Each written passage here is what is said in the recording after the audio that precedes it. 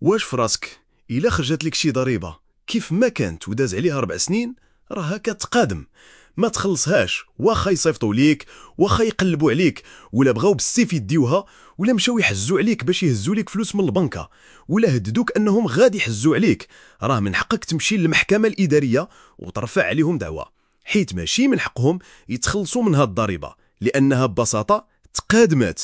وهذا الشيء راه كيقول به القانون حسب مدونة التحصيل الديون عمومية.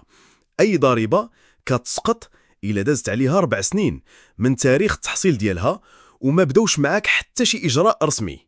وزيد هاد المسألة أكدها قرار محكمة النقد رقم 669 لسنة 2015 اللي حكم لصالح واحد السيد ادعى إدارة الضرائب حيث بغاو يتخلصوا عنده من ضرائب تقادموا، يعني دازت 4 سنين على تاريخ التحصيل وما داروا معاه والو والقاضي حكم لصالحه.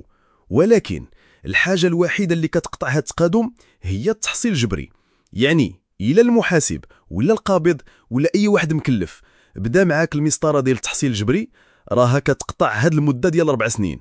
مثلا خرجت عليك ضريبة في 2020 وما بدوش معاك حتى شي إجراء وما صيفطوا لك حتى شي إنذار ولا علموك بالتحصيل الجبري، فإلا دازت 4 سنين كتسقط هاد الضريبة وما كيبقاش عندهم الحق فيها.